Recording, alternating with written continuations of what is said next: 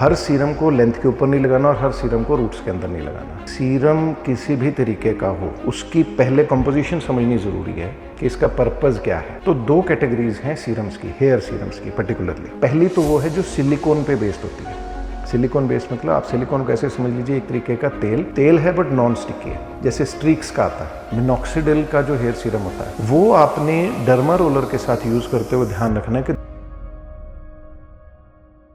दोस्तों जब भी हेयर सीरम का नाम आता है तो उसमें हमारे सामने कुछ ऐसे सीरम्स की पिक्चर आ जाती है कि जो बालों के ऊपर लेंथ के ऊपर लगाए जाते हैं। और मोस्टली फीमेल्स के दिमाग में कंसेप्ट रहता है कि सीरम मीन जो मैंने बालों की लेंथ के ऊपर लगाया ताकि बाल जो है हेयर आपस में टेंगल ना हो। ब्रॉडर टर्म ये है कि सीरम किसी भी तरीके का हो, उसकी पहले कंपोजिशन समझनी ज़रूरी है कि इसका पर्पज़ क्या है। हर सीरम को लेंथ के ऊपर नहीं लगाना और हर सीरम को रूट्स के अंदर नहीं लगाना। ये डिफरेंशिएशन बहुत ज़रूरी है। तो इस वीडियो में मैं आपको ब्रॉडली बताऊंगा कि सीरम कितनी तरह के होते हैं और उनकी एप्लीकेशन कैसे किस तरीके से हमें करनी चाहिए। तो दो कैटेगरीज हैं सीरम्स की, हेयर सीरम्स की पर्टिकुलरली। पहली तो वो है जो सिलिकॉन पे बेस्ड होती है।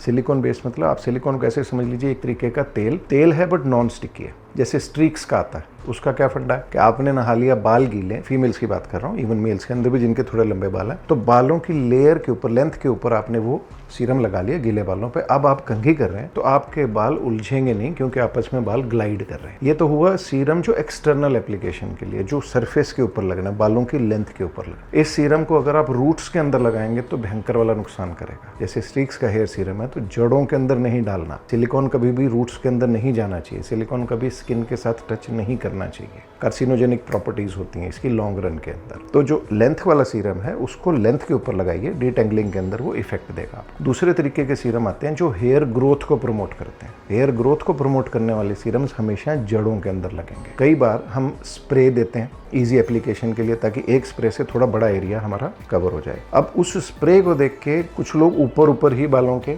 जो हेयर सीरम है हेयर ग्रोथ के लिए ऊपर लगाना शुरू कर देते हैं। एब्सोल्युटली यूजलेस, वो किसी काम में नहीं आएगा। जो हेयर ग्रोथ के लिए सीरम है वो सिर्फ आपके स्कैल्प के अंदर बालों की जड़ पे, चमड़ी के ऊपर ही लगेगा, तभी वो आपको कुछ रिजल्ट देगा, काम करेगा। तो ये ज़रूर आपको आइडेंटिफाई करना है कि ये सीरम किस लिए है, हेयर ग्रोथ के लिए कि सिंपल उसका कॉस्मेटिक पर्पस है। दूसरा, हेयर सीरम लगाना कब चाहिए, इसकी बहुत सारी थ्योरीज हैं, बट हेयर ग्रोथ के लिए जो सीरम होता है, बालों की ग्रोथ, हेयर फॉल को रोकने के लिए, हेयर ग्रोथ के लिए, अगर आप उसको जस्ट आपने बाल सुखा लिया, आप नहा के बाल सुखा के और एक आप समझ 90% आपका स्कैल्प ड्राई है, आप उस समय अगर लगाएंगे तो वो आपको हेयर सीरम बहुत अच्छे से रिजल्ट देगा। दूसरा, 10 दिन तक आपने कॉन्टिन्यूस यूज़ किया, सुबह और शाम, कोई भी हेयर सीरम जो हेयर ग्रोथ के लिए, उसकी स्टैंडर्ड डोज रहती है 1 ml मॉर्निंग और 1 ml इवनिंग। तो 10 दिन तक आपने सुबह नहा के 90% सूखे स्कैल्प के ऊपर आपने लगा लेना है वो सीरम।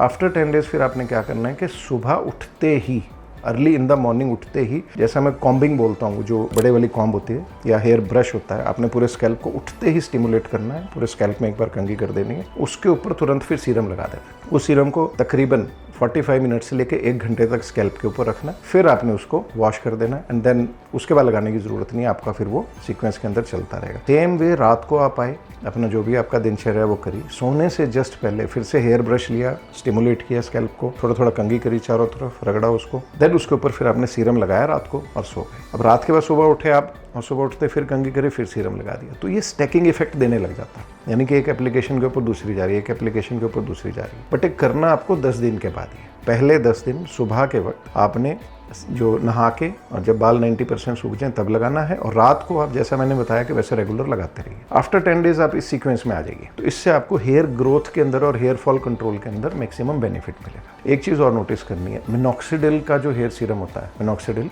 हेयर सीरम, वो आपने डर्मा रोलर के साथ यूज़ करते हुए ध्यान रखना है कि 2% से ऊपर उसकी कंसंट्रेशन ना हो। अगर 2% तक है, आपने पहले रोल किया, उसके ऊपर आपने सीरम लगा लिया। अगर रोलिंग करके सीरम लगा रहे हो, कोई प्रॉब्लम नहीं है, तो बहुत ही बढ़िया बात है। अगर आपको इससे इचिंग स्टार्ट होती है, खुजली स्टार्ट हो जाती है स्कैल्प में, या रेडनेस आती है, किसी भी तरीके की कोई दिक्कत आती है, तो फिर पहले आप मिनॉक्सिडिल लगा लीजिए और लगा के उसके 5 से 7 मिनट के बाद फिर रोलिंग कीजिए, फिर आपको दिक्कत नहीं आएगी। जो दूसरा जैसे पेप्टाइड सीरम होता है, प्रोकैपेलन अगेंडिडेंसिल वाला, जैसे हमारा नियोग्रो हेयर सीरम है, वो आप डर्मा रोल करके बिंदास उसके ऊपर लगा सकते हैं, उससे आपको कहीं कोई दिक्कत नहीं आएगी। जो पेप्टाइड्स होते हैं उनका जो रिएक्शन रेट होता है 100 के अंदर से 0.05% के आसपास होता है, किसी किसी को इरिटेशन करते हैं, अदरवाइज मोर देन 99% लोग जो हैं उससे बहुत कंफर्टेबल रहते हैं। उसको आप डर्मा रोलर के साथ आगे पीछे करके जैसे भी इस्तेमाल कर सकते हैं। तो ये ओवरऑल एक जनरल व्यू था सीरम्स के बारे में। क्योंकि बहुत सारे लोग पूछते हैं इसको लगाना कैसे, इस्तेमाल कैसे करना है, तो स्प्रे देख के वो ऊपर बालों के ऊपर स्प्रे कर लेते हैं, उसका फ़ायदा नहीं है। अगर आपको करना ही है तो बालों को पार्ट कीजिए और फिर बीच में स्प्रे कर लीजिए। अदरवाइज ड्रॉपर से लगाना बेस्ट रहता है, आपको मेजरमेंट भी रहेगी। ड्रॉपर आपने फिल किया, 1 से लेकर 1.5 ml के आसपास के आप डोज लगाइए शुरू में, उसके बाद धीरे धीरे आफ्टर 10 डेज फिर आप उसको सीधा 1 ml पे ले आइए, तो उससे आपका मेंटेन रहेगा। 3 महीने के बाद आप 1 से डे भी एप्लीकेशन देंगे रात के वक्त पेप्टाइड की, इवन देन आपका मेंटेनेंस के अंदर बहुत अच्छे से रिजल्ट चलता रहेगा। वीडियो को एंड तक देखने के लिए आपका शुक्रिया, चैनल को सब्सक्राइब करने के लिए शुक्रिया। Stay blessed, stay tuned, thank you.